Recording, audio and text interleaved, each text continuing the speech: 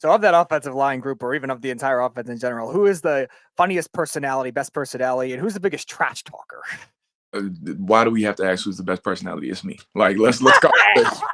It's me. Like, biggest personality in that line is me. Like, and if you want to have somebody else try to debate it, we can go bar for bar. Like, it's always been me. I'm one of the biggest personalities on the offensive line. Now, when it comes to the team, I might get outmatched. I got Tez Johnson in there. You feel me? I got Dylan Gabriel, who I don't know if people know, he's a big personality too. You know what I'm saying? Like, we got a big personality, but for sure in the offensive line room, it's me. And biggest trash talker, we kind of let all of us, we kind of let our work speak for ourselves. Like, don't nobody really try to come for us. But I mean, if anybody got to try to pop it against us, I'm pretty sure any five of us, I ain't got no problem popping our stuff real quick. Marcus, we watched a draft just a few weeks ago, actually a week and a half ago, and we've seen a lot of offensive linemen go early in the draft. And some of these guards went in the second round. I mean, this was an offensive line draft. Next year, they're saying it's a defensive line draft.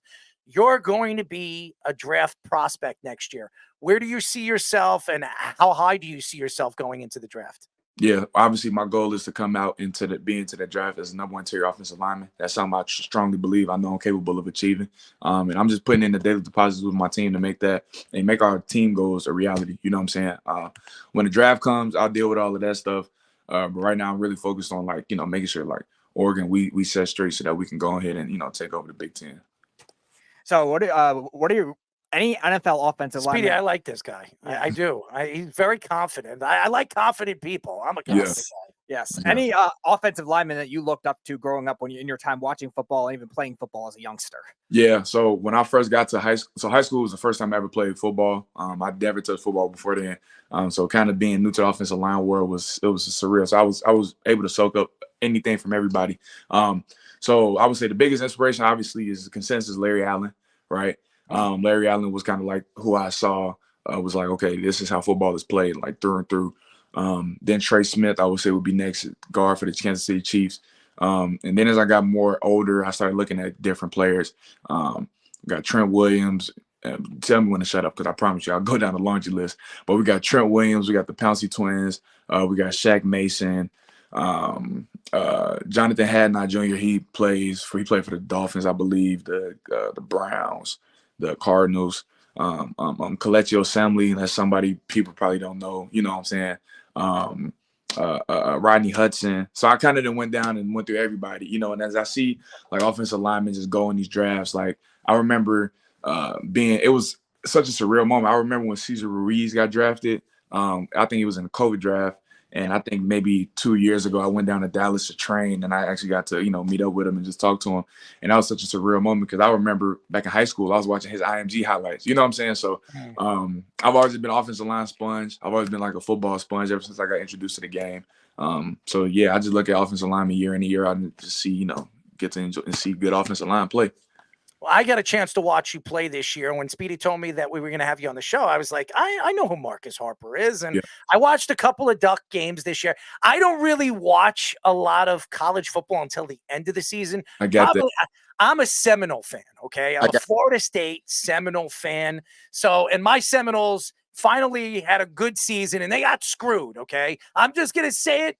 They got screwed. Thank you to the board of, whatever, the NCAA, whatever you want to call it, those old bastards.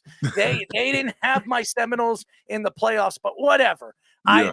I love your team. I love your jerseys, by the way. And you guys have so many different jerseys. It's unbelievable. I actually have two of them. I've ordered two of them from you. Yeah, I love your jerseys. I absolutely love it. I mean, you have the Jordan sign on it. I'm not a Michael Jordan fan growing up, but I love his stuff. I buy the 20 combinations, though. I mean, if you see my sneaker collection, I've got practically every single Jordan known to man. Oh, we're going to have to talk then, yeah. We got to talk, man. Yeah, we got to talk I'm a big sneaker collector. I am a sneakerhead. I'm as real as they get. Sneaker and hat collector. I am the crazy one. But anyways, when we look at Oregon and tell us a little bit about your school that people wouldn't know about Oregon. Obviously, the girls are pretty hot over there. I won't lie to you there. But what is it about Oregon that draws people to go and want to play over there for that football team? you got to come over there and fill it up for yourself. I'm not gonna lie to you, but I mean, it's really the atmosphere. It's the atmosphere and it's the people. Like when you come over there, like it's a real family like feel. I'm from Chicago, so you know, like I'm big on family. You know what I'm saying? When I came over there, obviously I was recruited by different staff, but that same family feel, that's through and through. You know what I'm saying? Like you always get to know the person to the left, the person to your right. Cool with the janitor. Cool with everybody. You just get cool with everybody. So I mean, however long you're there, like you feel like, okay, I know who this person is. I know who this person's mom is. Whether they're from Florida, South Carolina, Antarctica, France, it don't matter where they're from. You come to Oregon, you're gonna feel like it's gonna be family automatically.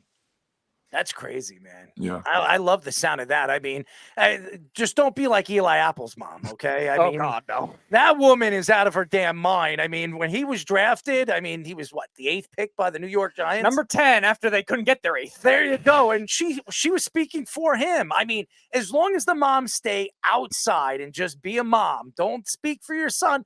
I'm loving the mom thing. I'm loving it. But anything outside of that, I'm going to be one of those guys. Mom, could you just let me speak for 1 second? Or in the case of OBJ's dad. Oh, yes. That's good. How about Jamal Adams, his father, when he was crying and he doesn't want to be with the Jets anymore? I want to be a Cowboy.